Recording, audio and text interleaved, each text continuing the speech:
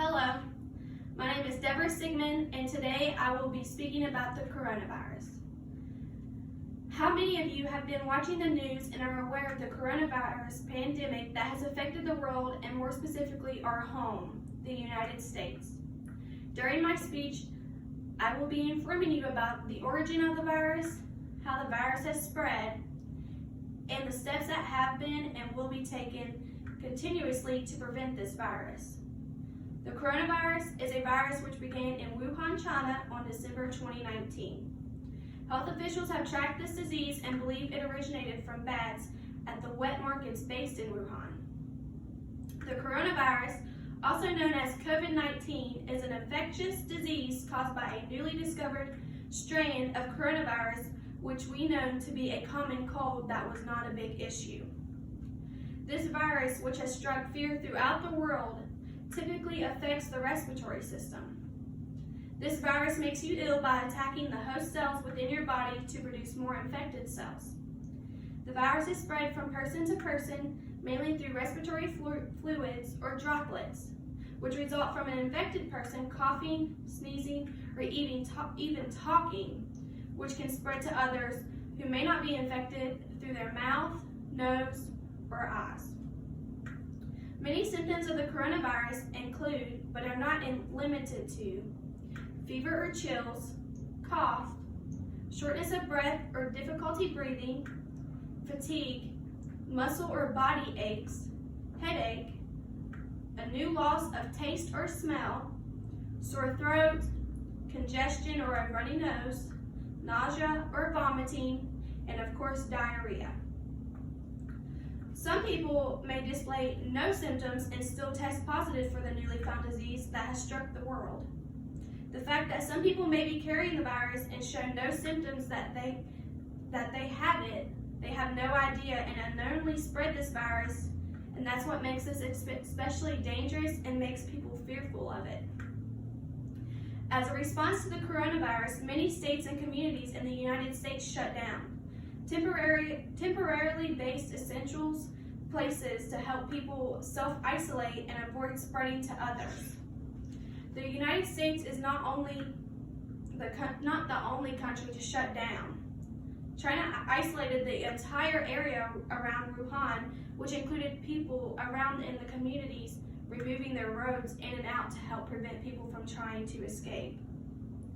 While Italy completely shut down and forced everyone into a mandatory isolation. In the United States, though, some businesses such as grocery stores, gas stations, and hospitals remained open for people to be able to receive medical care and essentials needed living at home, such as food.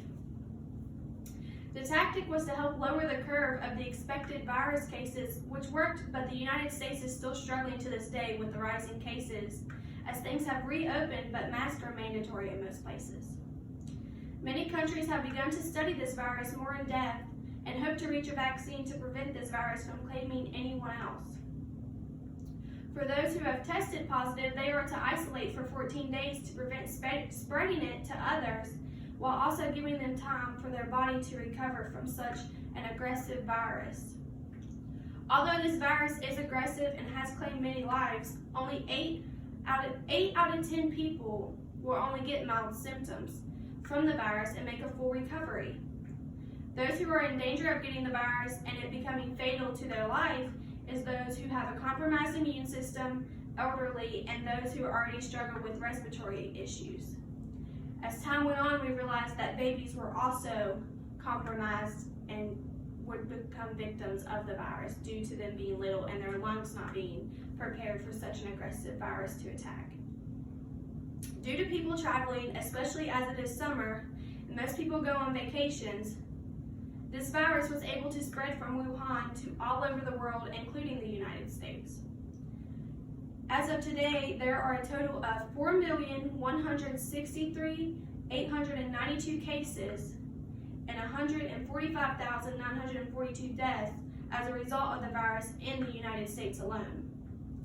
States such as Florida have seen cases rise due to tourists continuing to go on vacation and being close to others to spread it. I live in West Virginia, and Governor Jim Justice has reopened the state, but masks have become mandatory. Masks help slow the spread of the virus as it keeps people from spraying saliva into the air to others when sneezing, coughing, or talking. It also protects those who do not have a mask by keeping their mouth and nose covered and protected. While wearing masks, we have been told to social distance 6 feet and avoid large crowds.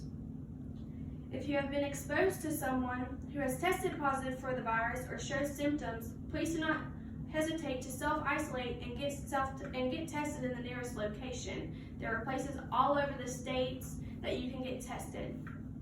In conclusion, the virus attacks the respiratory system of individuals and there is no vaccine currently.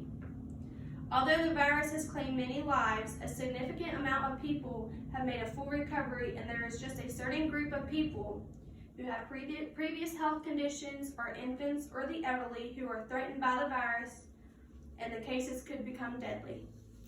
To avoid getting the coronavirus, we suggest that you social distance, wear a mask, and do not hesitate to get tested if there may be a chance you could be positive. I hope you have learned more about the coronavirus and ways to prevent contracting the virus. Thank you.